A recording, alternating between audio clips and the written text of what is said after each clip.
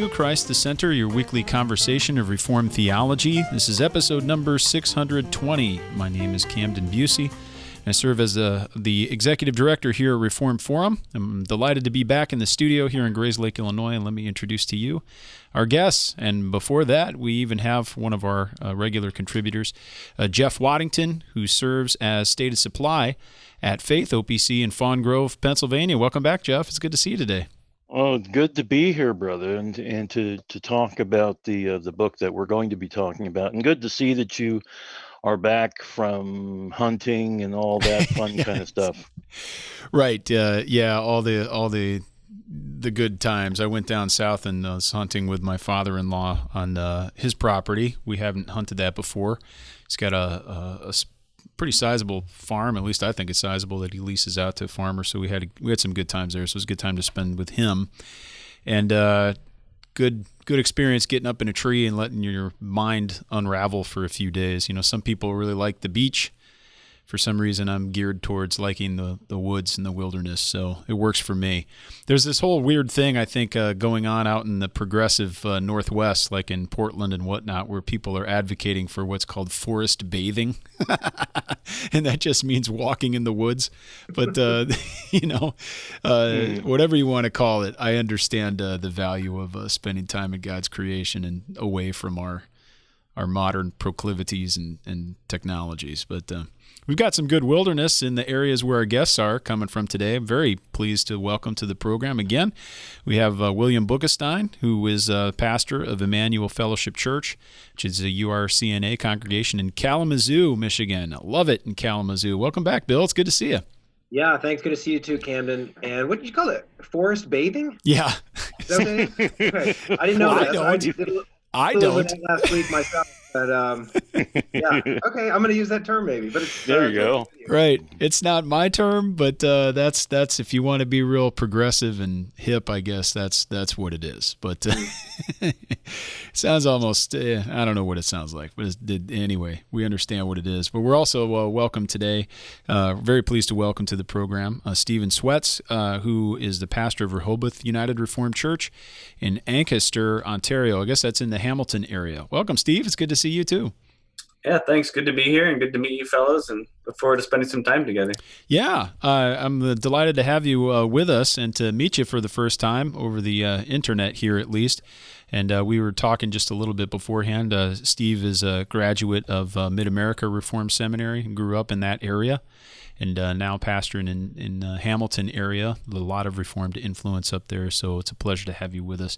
We're going to be talking today about a really wonderful little book, a new one, which is published by Reformed Fellowship, called Faithful and Fruitful, Essays for Elders and Deacons, which has been edited by our two guests today, William Boekestein and Steven Swets, which has contributions from a lot of people. There's a lot of wonderful essays in this book, including people like Bob Godfrey, William Godfrey. We have Bill Shishko, our Scott Clark, our one of the editors here, Bill Boekestein, and we're looking forward to opening this book up today. We don't have too much to announce today. I got to watch out for the guys at Presbycast to get on our backs for the announce-o-meter, and I promised that soon enough we'd try to get that time up over 10 minutes. But maybe not today. I always complain when we talk too much about announcements and stuff at the front end. But there is a skip button on your podcast app of choice. Nevertheless, I really want people to know about Lane Tipton's theology course. I know we've been speaking about it, but it's available now. It's online. You can go to the reformedforum.org/store, and you can buy it now. It's just $40, but it's 12 lessons, roughly 30 minutes. And when you purchase, you'll get download links to each of the videos, as well as to PDF handouts for each of the lessons. Lane's working on a companion book. That's going to take some time to not only finish that, but also produce it and get it ready. But the course is ready. It's available, and we're really excited about it. I think it turned out really well. Looks excellent and amazing. The video crew did a wonderful job. The audio sounds great, and of course, the content, the material is tremendous. So it's a course on foundations of covenant theology, and in that lane is not just getting at some basic details of covenant theology, but getting underneath it to talk about God's purpose for humanity. That even as He created man in His image, male and female, He created them with a plan and purpose to bring them into a higher estate of union and communion, to bring them into glory in the heavenly places.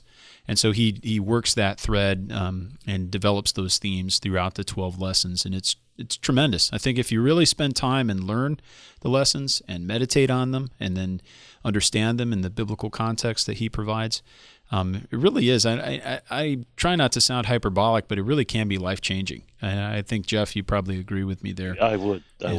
And we encourage you to take a look at that and use that possibly in your churches, maybe at home on your own. But for $40, it's really, I think, a great deal, and that would help us out also in our mission and help Lane out as well. So we encourage you to take a look at that. Just head over to reformedforum.org. You'll find it, and it's ready there for you. Just download it and binge watch it to your heart's desire, heart's content. So back to the subject today, talking about pastoral ministry, but not just that, ordained ministry, speaking of pastors as well as elders and deacons. There's always a need for resources that help ministers and elders and deacons to address the task before them. And to do so in kind of sometimes nuts and bolts ways, because sometimes we read so much about theology or history, or we're dealing with commentaries and talking about the ins and outs of particular texts, and then you just expect everything else in church life, which is an enormous amount of material, to just kind of be taken care of on its own. But there's all sorts of things going on in the life of the church that ministers and elders and deacons need assistance and guidance on.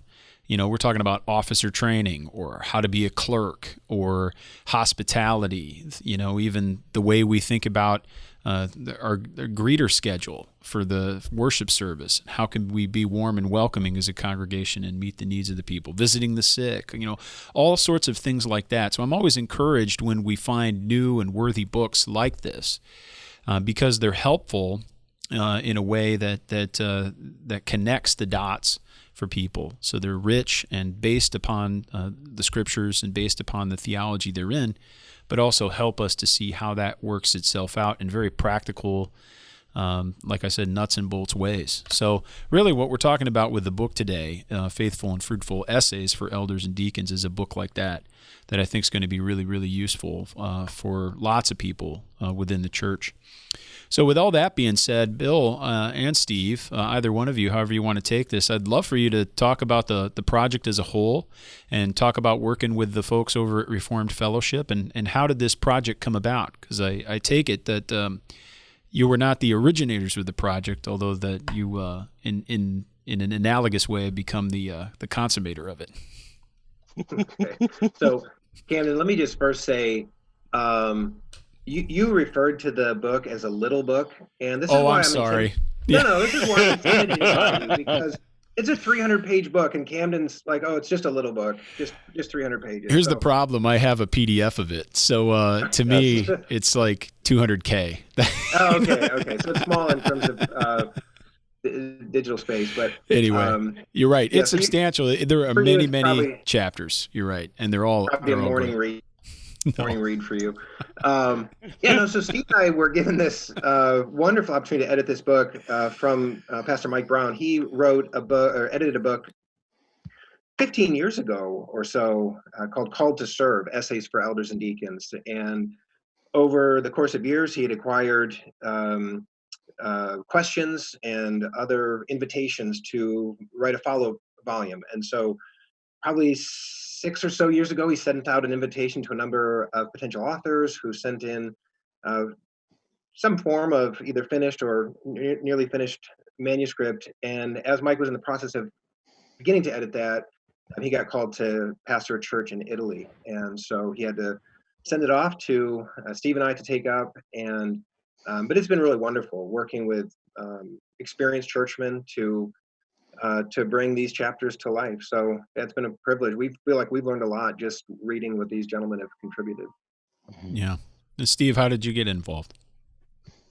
Yeah, working with Bill. Bill and I go way back as friends, and he suggested we work on this together.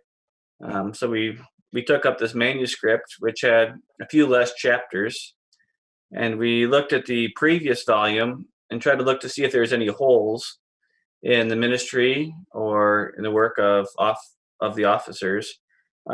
So we added a few chapters, asked a couple of new contributors, and tried to combine in this volume then, working together, and an emphasis upon knowing your office. They've been called by God to these offices, elders and deacons and pastors, and then following that call with a knowledge of what the scriptures require, but also a heart committed to shepherding God's people and reaching the lost and ministering in an effective way. Yeah. So it's been a real pleasure to serve. Amen. Well, thank you for doing it. We have 20 chapters. I want to correct myself for any misconceptions here. 20 chapters, all rather substantial, and then there are also 4 appendices. And love to just kind of provide a survey of some of the topics. I've mentioned a few. Bill Shishko has a chapter on training church officers. There are chapters that are addressing the mission of the church. But Bill, your third chapter here, your chapter, which is the third chapter here, is on positive leadership, leading like Jesus and not like Rehoboam. I was wondering if you can open this up and talk a little bit about church leadership. Why was this subject on your mind, and what led you to work on this particular one? Yeah.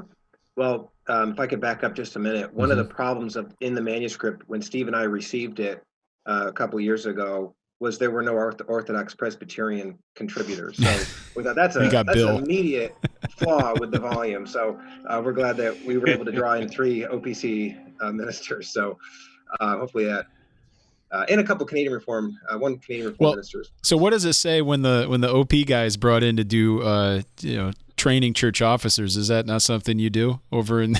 Yeah. Well. Wow. Okay. Right at the start.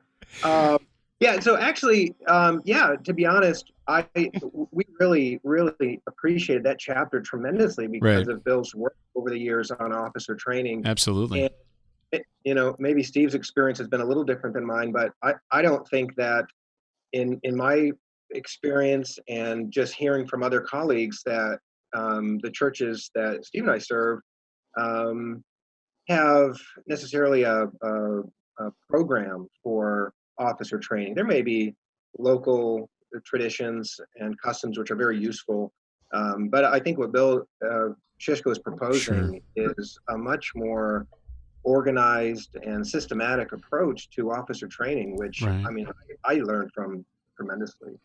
Yeah, I think that a lot of churches struggle in that department, and I haven't always been good about that in our congregation at Hope. But I remember when I was an intern down in Wheaton at Bethel OPC, they were pretty good about that. Often linked the officer training up with the session meetings. But just to give proper credit where it is due, we have used on our last round of officer training and training some deacons, one deacon and one elder. For ordination, we did use The Elder and The Deacon, which are books by Cornelis Van Dam. And so very thankful for him and his work up in, I think, the Canadian Reformed Seminary, if I'm not mistaken. So there is a rich tradition, obviously, within the continental tradition. And so we're thankful for Bill's book, but certainly recognizing the work of many others within the continental tradition, too. I would just say one thing about Bill's chapter is he has a podcast himself. Sure. Bill Shishko, in his role as the regional home missionary for the presbytery that covers New York City and Westchester County and Long Island. And he has in the footnotes to the chapter, he's got the links to various resources for training of elders and deacons that I'm sure would be of great benefit to go even. So this is a good entree into more further material, not just the wonderful chapter, which I think is really good, but it leads to further resources that if a church doesn't have a tradition, or the pastor doesn't have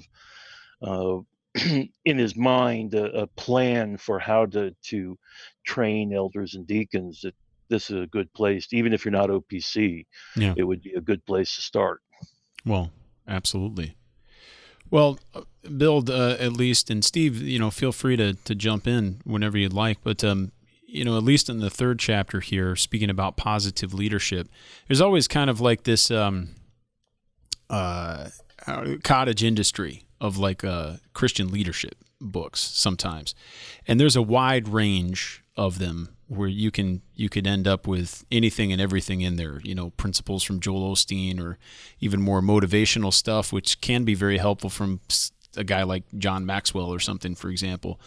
But here you're providing a much more biblical example and scriptural basis for what you term as positive leadership, in many ways contrasting Jesus and his servant leadership with that of Rehoboam. How can these lessons, and why are these lessons particularly useful to contemporary church leaders? Why is it important for us to learn these things so that we can lead in a proper way? Yeah. Well, it's interesting, Camden, you maybe hinted a little bit at some of the leadership models in the broader Christian culture in which we live, which can be very dominant. And in a sense, I think some of the more confessional traditions tend to be less focused on the model of leadership, or even the fact that elders and deacons are leading, or in the sense of being culture shapers. I think we tend more to view elders and deacons as decision makers, oftentimes making decisions behind closed doors during council meetings or consistory meetings, which is a significant part of how elders and deacons lead. But I wonder, I've been less conscious of the fact, I think, over the years, that elders and deacons, along with ministers, are culture shapers. We're always leading as leaders in the Church of Jesus Christ, from the way that we worship, to the way that we raise our families, to the words that we speak when we announce decisions, to whether or not we even communicate decisions that have been made in more kind of behind the doors settings. And so we wanted to promote a positive model of leadership. So, because I think where sometimes leadership isn't emphasized in churches, at other times the assumption is, well, leaders just have to be very strong, and we end up sometimes, maybe partly because of a certain temperament that draws men into ministry, we tend to be sometimes overly strong. And I think a lot of people are hurt by unhelpful leadership. And so wanted to start this chapter by contrasting Rehoboam and Jesus Christ. Rehoboam thought that the best way to lead is sort of a heavy-handed, iron fist approach, and I'm going to be stronger than my father, and they'll respect me because of the dominance that I demonstrate. And I think that can be a temptation for us as officers, ministers, elders, and deacons. And but Jesus shows a better way, a way of course, he knew how to be strong, and could be very hard on those who were opposing the kingdom of God, but was gentle and nurturing and compassionate and loving. And so our hope is that the principles brought out in that chapter will encourage officers in churches to take another look at, what does it mean for me to be always leading? I'm never taking a moment off from leading. So in all of the decisions that I make, am I demonstrating the leadership of Christ, or a more sort of fleshly driven model like Rehoboam's? Yeah, that's really helpful. I mean, and the fleshly tendencies are always to gravitate towards exertion of power in the form of coercion, or making people submit, or having sort of control, where this is top-down authority, where you must do and say as I say. In a way, we see that picture with Rehoboam, and we see what happened with the kingdom under such ungodly leadership, that eventually it catches up with you, mainly because the Lord will not bless it and will not allow it to persist. And Christ, of course, is our King and ultimate example. But he gave his life for the sheep. It's a very different form of leadership, but he did so without compromise, and without I should say violating any of God's principles. But it's a wonderful thing. It's helpful, and it reorients us around the biblical conception rather than some sort of pragmatic model, which often dominates within church context. Now, Bill, I was going to ask you, Bill, if I may jump in here. Sorry. Go ahead.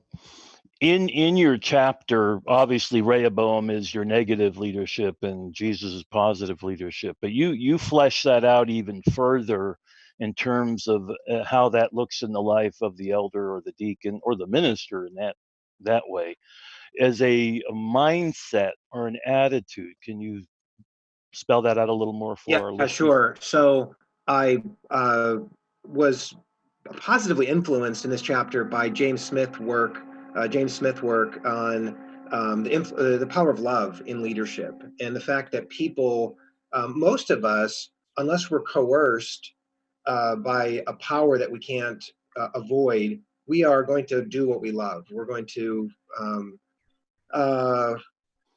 we're going to sort of follow our hearts, in the sense that the way that we're leaning. And so,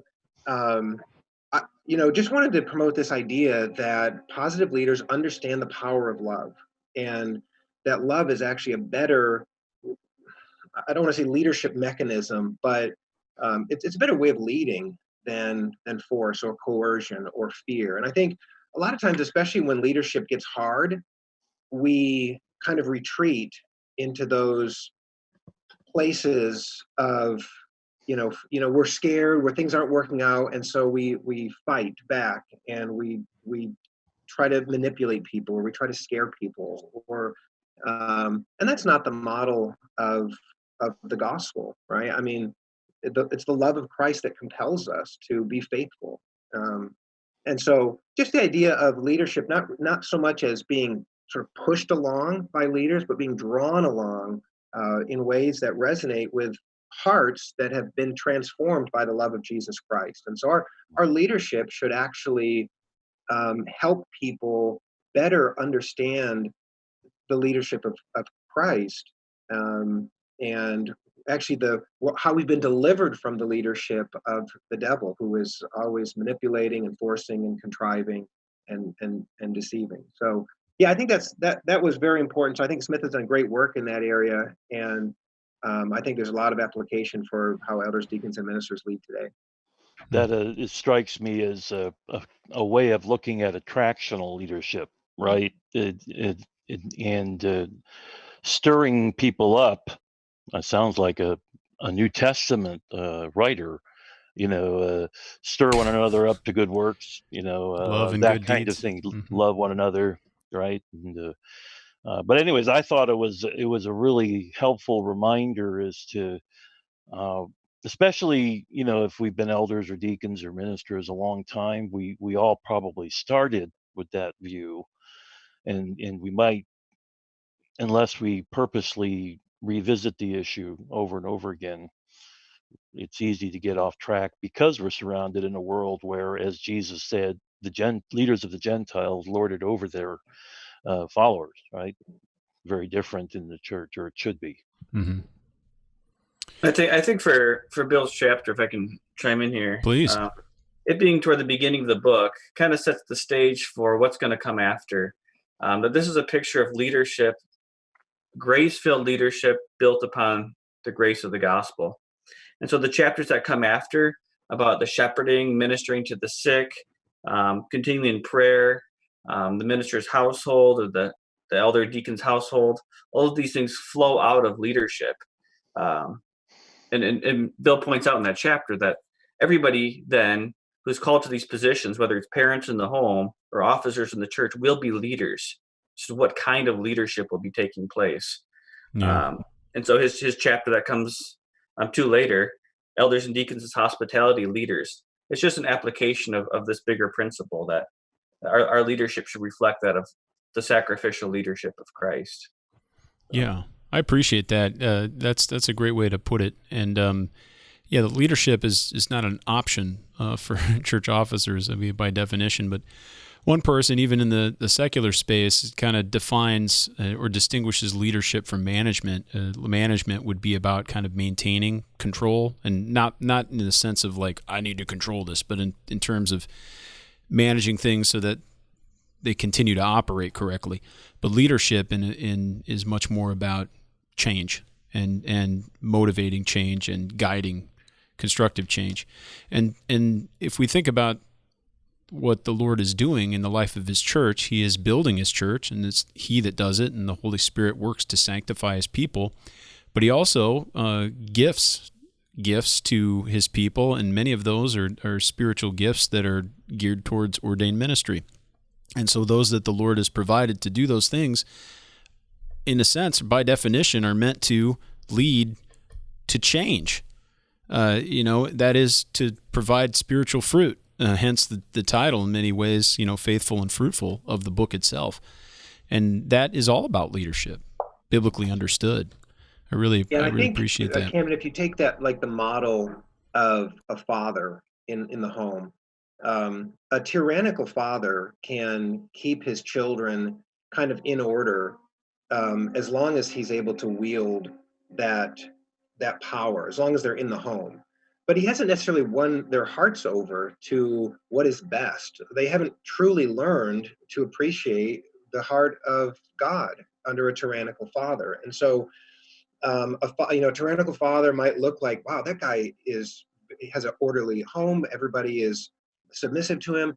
But as soon as he dies, or the children move out of the home, or whatever it is, they're going to revert back to, wow, dad isn't controlling us. And so now they're going to be who they truly have learned to be during that time, and probably not very healthy under a tyrannical father. So I think we just want to avoid that in the Church of Christ. We can create sort of the illusion of order through heavy-handed leadership. But, we all can identify people that we would follow just about anywhere because of the fact that they have loved us, they've shepherded us, they've shown us the best way, they've shown themselves to be trustworthy. And so I think you're right, change is inevitable in the church, and navigating change well, I think we believe is going to be best done by leaders who have earned the right to sort of be respected and followed. And so we're hopeful as the gospel changes us into better leaders, that will actually have healthier congregations as well.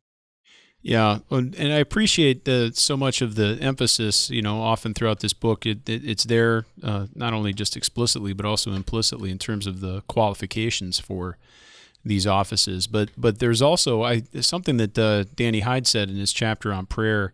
He's drawing from some of the books and the vows within the URCNA about prayer really being the first duty of an officer, and especially a minister. Steve, I was wondering if you might be able to comment on that, because it flows out of a comment you just made in terms of these activities. Bill's chapter on leadership is up front because it leads to so much that comes after, but the very next chapter is on prayer.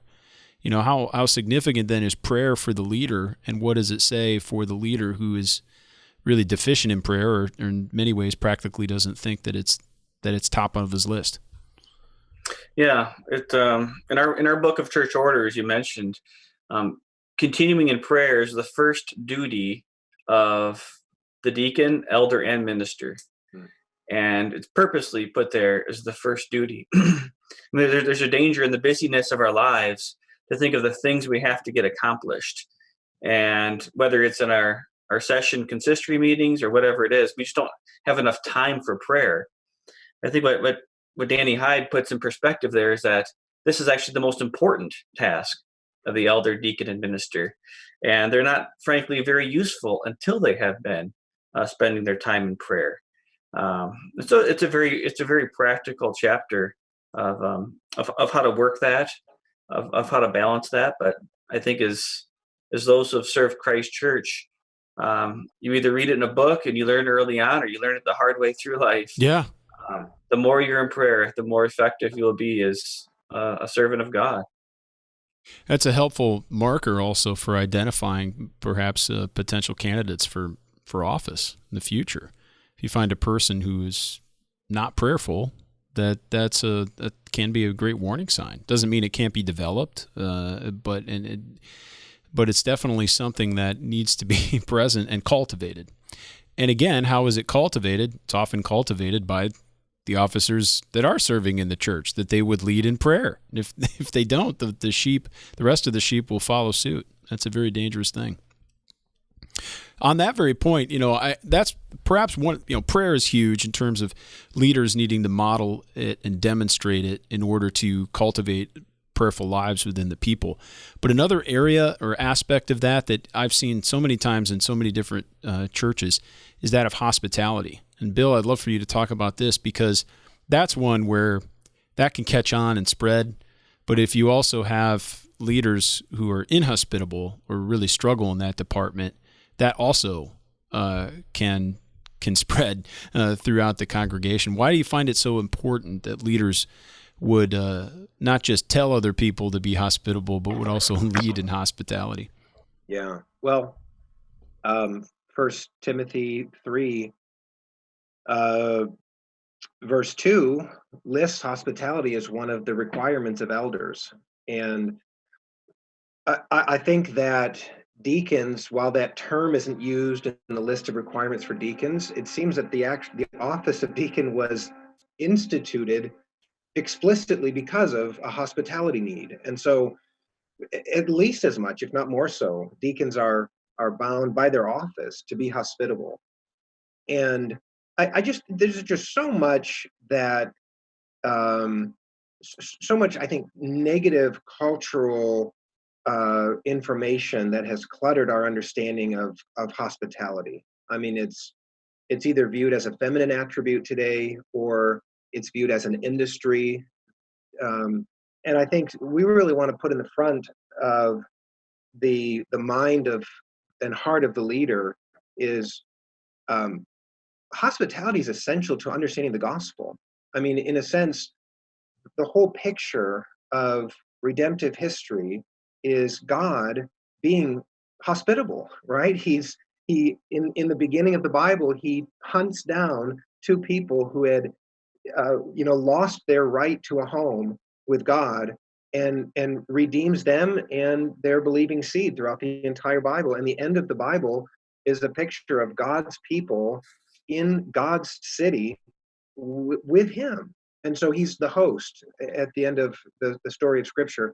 And so elders and deacons, along with ministers and all of God's people, are called to really be models of the story of the gospel that they have come to believe and is now working out in their lives. And I think that's why elders and deacons are pace setters. There's really nothing that is required of an elder and a deacon that isn't also sort of expected of all of God's people in some degree or another. But God's people are to be able to look to elders and deacons and the minister to say, what does it look like in concrete terms for me to be a Christian?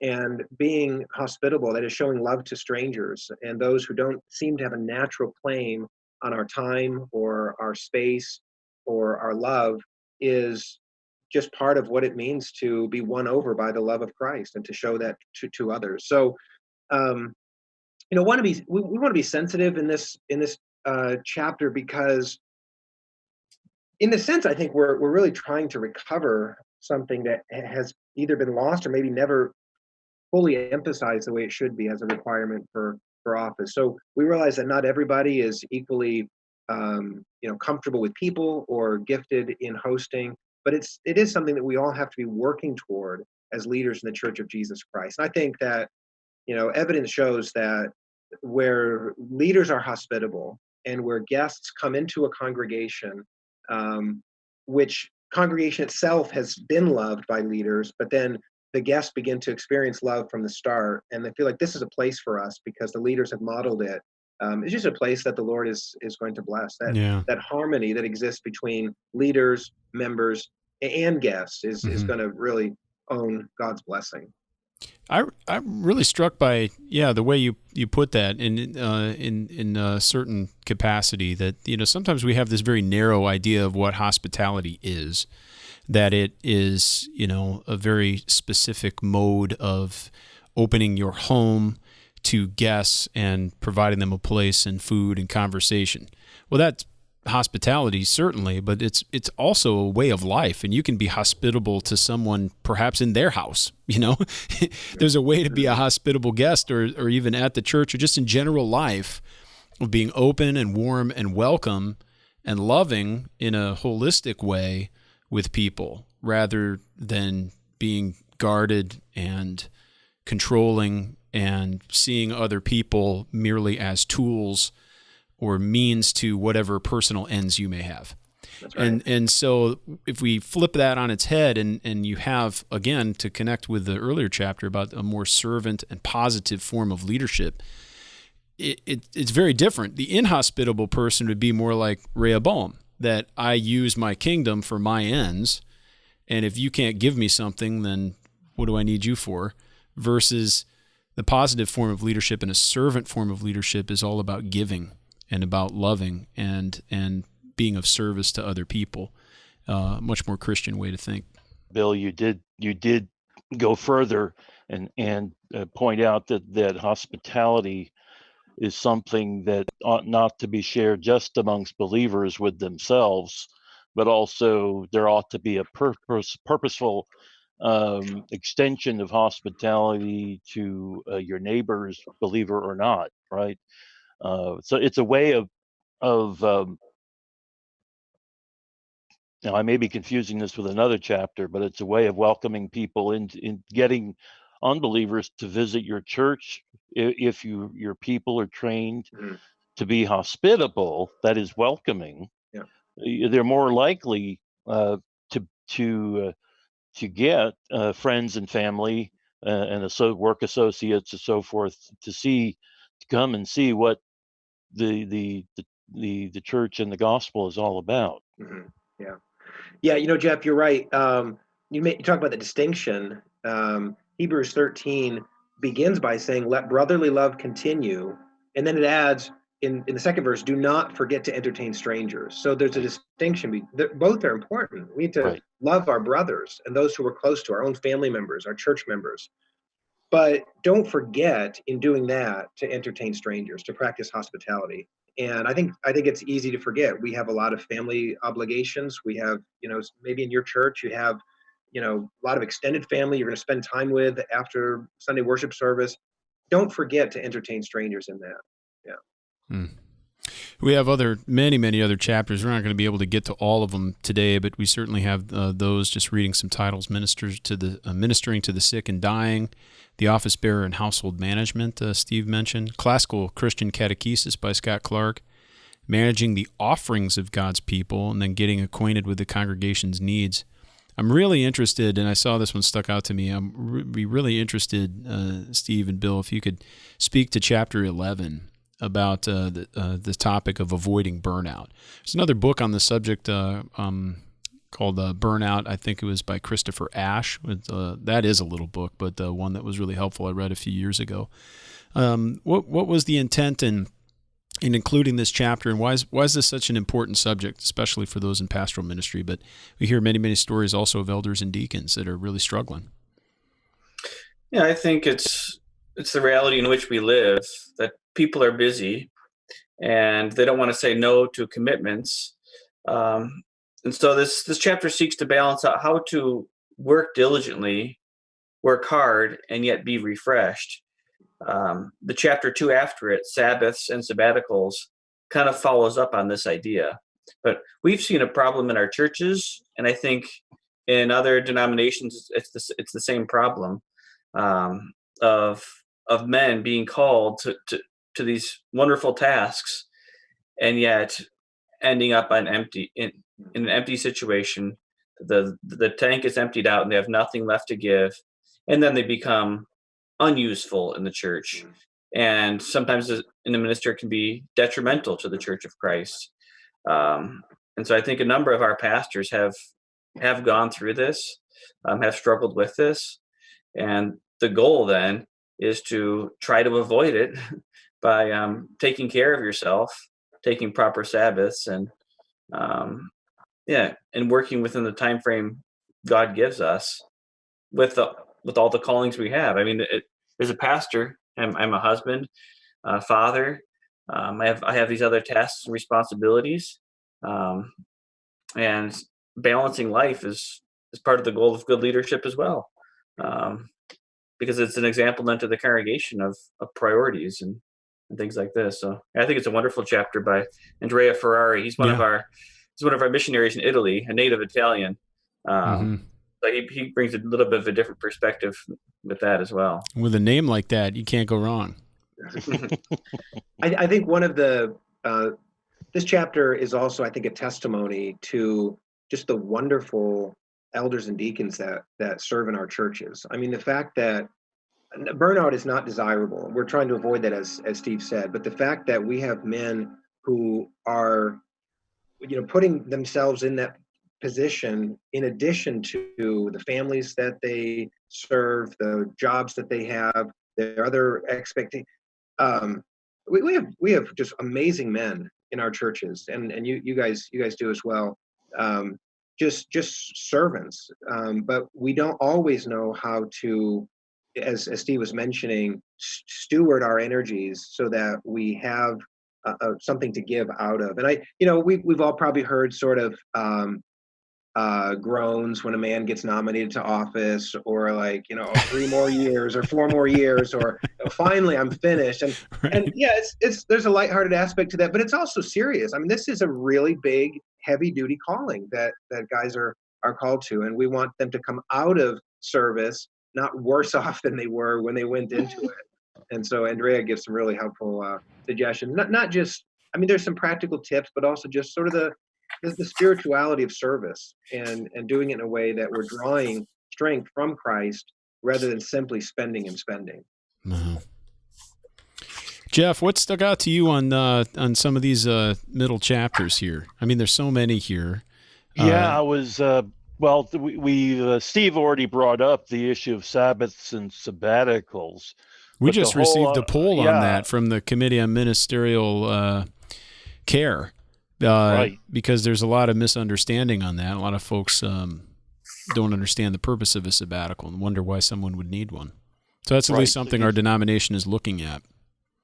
So there's actually 2 chapters called Tending the Shepherd, part 1 and 2, right? Mm-hmm. The first part is honorable provision, and that's, of course, dealing with the how the minister is to be remunerated, but it's from the perspective of dealing with the elders and the deacons, presumably, who would have some oversight of this issue.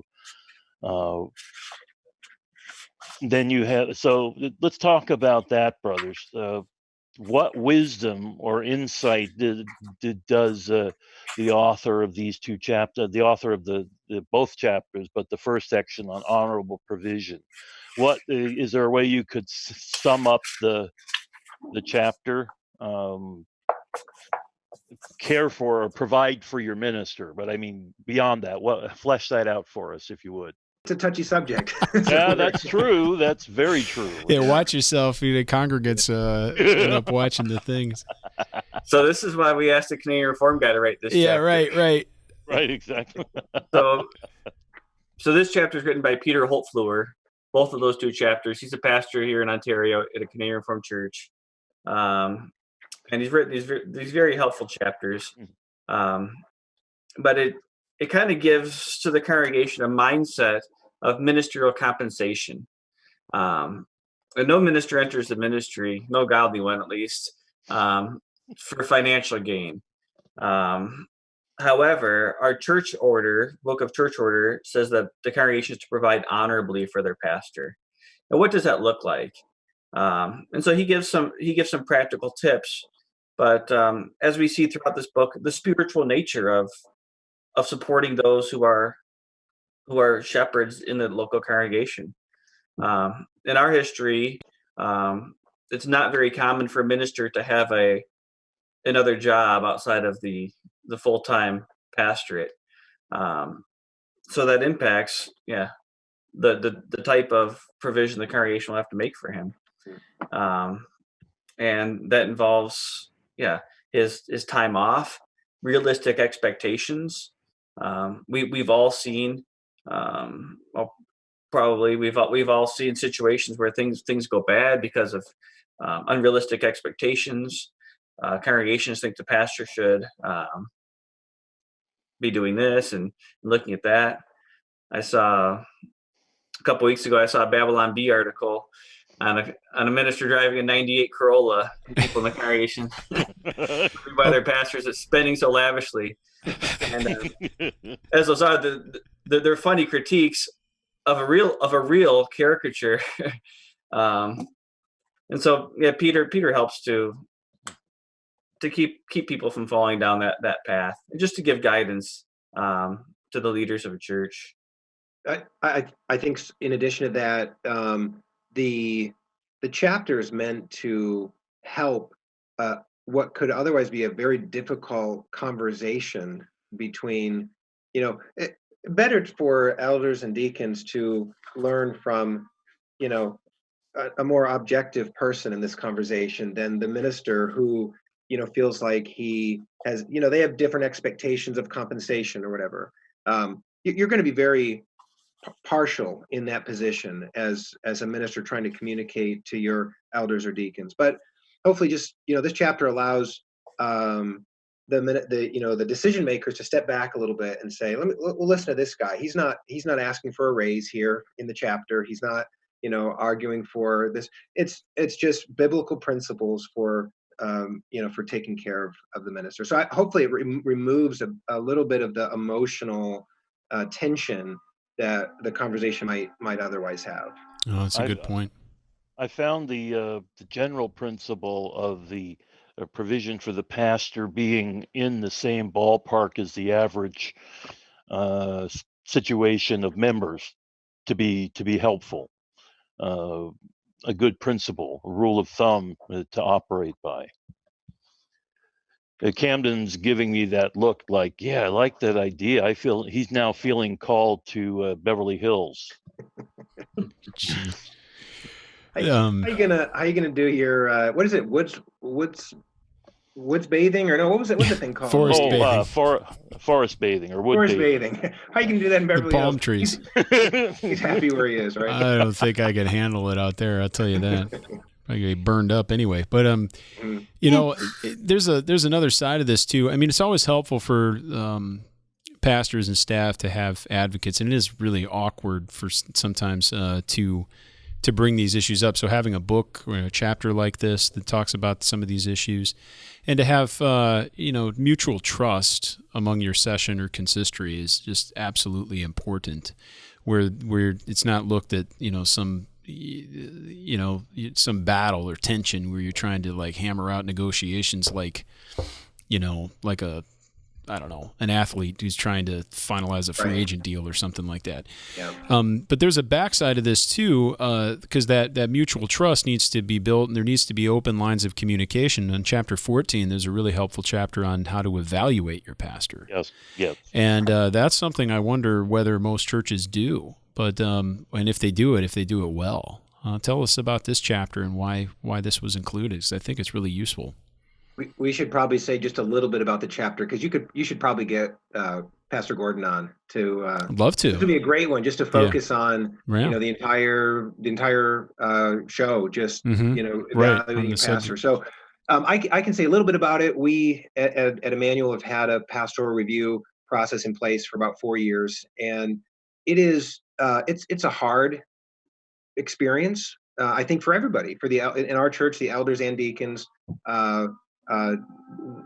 work to contribute to evaluate me, and it's hard for those guys to they're reluctant to be put in that position, but we all sense that it's good, it's helpful. It's hard for me to receive feedback, but I think the reason that Chris is promoting this idea is that I think pastors, maybe you guys can chime in on this, but I think pastors receive far less substantive and constructive feedback than many congregants realize. Good sermon is nice to hear, but what do you do with that, right? Yeah. Exactly. And so I think, what Chris has done is divide up the ministry into several different facets and say, what does it look like to be a well-rounded minister?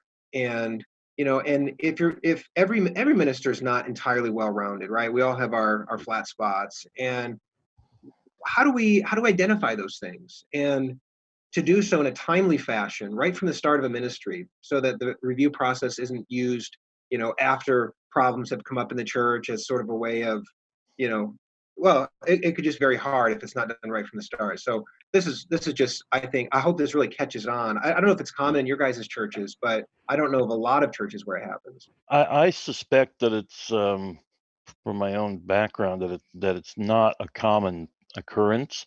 However, as I was reading the chapter, I was reminded of our ministerial information form, which has a self-evaluation section, and it's similar. Although you have the chapter has less categories, but it's the same idea: preaching, counseling, visitation, etc., family life, things like that.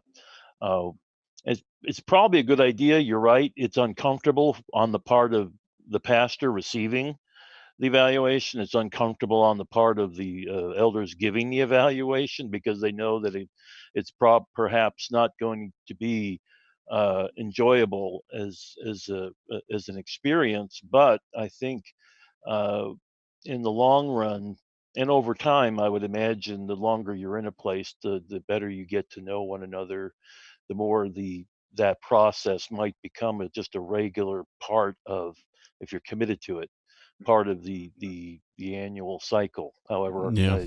assuming an annual evaluation. Mm-hmm. But it's pretty straightforward. I didn't find anything odd about it, other than the fact that you're not relying upon the handshaking at the end of the Sunday service being the place where evaluations are rendered.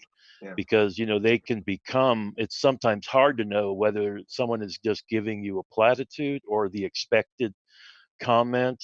Or if the criticism is even valid or worthwhile. Right. The other extreme, and I remember sitting down and telling folk at one congregation I served that the time to criticize a pastor, especially for a sermon, is actually not right after the service. I said that's the weakest point. I think you brothers would probably, I think, concur with that, especially because and I know, we know that we've not done as great a job as maybe we would like to have done. Of course, that's not, the Holy Spirit isn't limited to that, but in terms of our own reaction, to what we've done. Sure, it stings the most. That beating yourself, self-flagellation, right? Right. They did it to themselves physically in the Middle Ages. We do it sometimes to ourselves emotionally. And I knew of I had a man, a highly esteemed pastor, who admitted to me that early in his ministry, Monday, there was seldom a Monday that went by that he didn't consider committing suicide. Mm. Now that had a lot to do with his, emotional makeup. But the point is, that was the low point. And that's not true for me. I don't know if it is for you, but the point is, the evaluation, if you give it a structure, right, will be much more healthy for the church, for the pastor in the session, than if you rely upon either self-assessments alone, or you rely upon people passing the assessment along to the pastor as they're greeting him on the way out the door. Yeah, no, that's useful. Yeah, and it's an important thing, because you can't just rely on, oh, I'm not hearing anything, I must be doing a great job, or nobody's left yet, or everybody did leave. These aren't always the greatest bellwethers. And having open communication, honest communication, it not only helps just in the area of like pastoral like performance. So we shouldn't even, maybe that's not the best way to put it, but it's just best to have all of your expectations and understanding open and available. So, you might even find you have very different ideas of what pastoral ministry is. And then that can lead to greater understanding and searching the scriptures to have a more biblically and reformed model and understanding of that. And brothers, there's a lot we could talk about. At least in the remaining time, I want to at least address the issue of serving in the broader assemblies. Ronald Squeers, I believe that's the pronunciation. Is it right? I've seen that name before pronounced Squeers. Am I correct? Mm-hmm. Yeah, good. Yeah, he has the chapter number 16 here, navigating the broader assembly, serving at classis and synod. For our Presbyterians, of course, that could be applicable, serving at Presbyterian General Assembly. Or if you're in a giant Presbyterian church, Presbytery, the synod, and the General Assembly, if you have that level. This can sometimes be overlooked. At least in our Presbyterian tradition, the ministers are members of the presbytery, not members of the local church. I know that's one polity difference with the continental tradition. But we're all called, especially as ministers and elders, to serve not just in the local congregation, but we have an obligation and a duty to serve in the broader assemblies. And that's really not optional. We can have greater or lesser involvement in terms of committee work and all that kind of thing. And some people really thrive at the broader assembly level and others not so much. But it's never serving anyone great if you don't show up, or if you're there, you're sitting in the back on your computer doing something else and not participating and serving. And we've all been there or wanted to be there sometimes. Speak to that, if you would, brothers, about the importance of this form of service and this form of leadership. Why is this such an important thing here for ministers and elders and deacons in a variety of capacities to be involved in these broader assemblies? Yeah, it's a good question, and it's a good chapter. We all know people that love the broader assemblies and that love parliamentary procedure, and they're not just Presbyterians either. You might have been taught by one. But yeah, exactly. Some people thrive on those things, but for some of the denominations, each church sends delegations to the broadest assembly. So there are men there who might not particularly look forward to the business part of the meeting, and yet they have a very important task and role. And it's not a godly stance to just check out and happen to be there, but you have to be involved, committed. If it's a deliberated body, your position built on Scripture is important. How voting works, the nature of voting, the role of voting, the authority of voting. These are important questions, and I think, our guys go to a lot of different seminaries, and some seminaries probably equip men better than others on these subjects. But I think it's an important reminder, and even for me reading it again, of the importance of what's taking place in these assemblies. We're not isolated, independent congregations. But rather we are part of a federation or a denomination joined together in the gospel of Christ.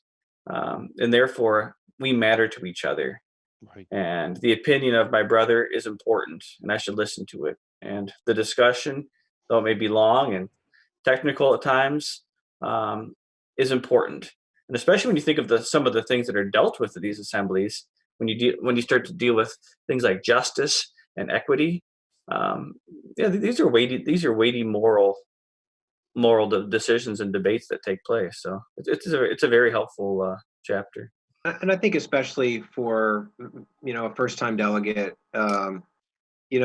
it's, man, you get the agenda ahead of time, or it might be a couple hundred pages, and it can be so intimidating. So just hopefully being able to just walk through this chapter, and there'll be, some Presbyterian readers will have to adopt some things. This is probably the chapter that is most, will probably most closely resonate with continental polity.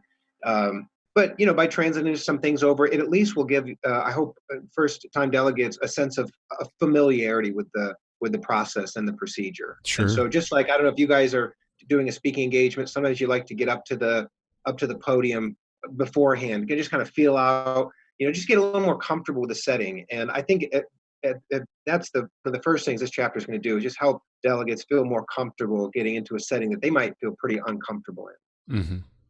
Yeah. Helpful. Well, there are certainly several other chapters. I mean, I would like to do some further episodes on these different subjects, and if we can call up and schedule some of the authors, I think it'd be really handy, because there are many that we can dive into. But I'd like for you, either of you brothers, if you just have any final words or thoughts, or what's really your hope for people and for churches as what's your desire for this book as it's now available? What would you like to see? Yeah, I think one thing you mentioned, that there are 4 appendices. But one of those appendices are study questions for each chapter. And I think the design that Bill and I had in writing those study questions out were that sessions or consistories, or even a men's Bible study in a church, can sit down and work through these things as part of an office bearer training. Maybe of any other work, the necessity of training is so key. And you can do so much before somebody enters office, but on the job training is frankly the majority of the practical learning. And using a resource like this, and there are other good resources as well, but this comes alongside, and it can be a wonderful way of talking deeply about these important issues of office and leadership. So my hope and prayer is that it's a blessing to churches and to church leaders. Yeah.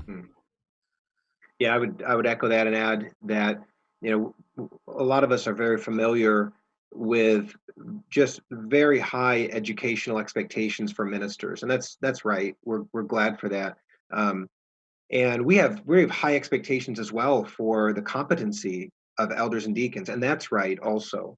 But the way that we prepare elders and deacons, in comparison with how we prepare ministers, we hope that this book will help fill that gap a little bit. And just in a sense, partly just raising the bar and saying, yeah, we have the Lord has provided wonderful men, and we expect He will continue to. But we want to make sure that we are fulfilling our responsibility to prepare men and to be prepared ourselves. And frankly, Paul talks about those who desire the office, desire a good thing.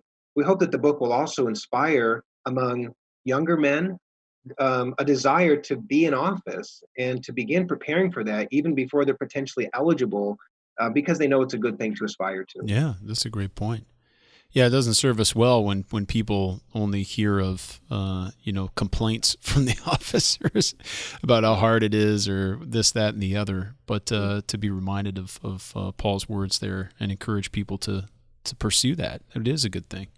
Well, I appreciate both of you, brothers, and also you, Jeff, for jumping in today. But this has been a fun conversation, and I hope people will pick this book up. It's available from Reformed Fellowship. You can find that at reformedfellowship.net. We'll have a link to that in the episode description. You can click on over and get the book. You can also get the companion book by Michael Brown. He's got the foreword to this one, but you can find Called to Serve as well, here edited by our guest today, William Boekestein and Steven Swets. Brothers, it's been a pleasure to speak with you. Thanks for taking the time to join us.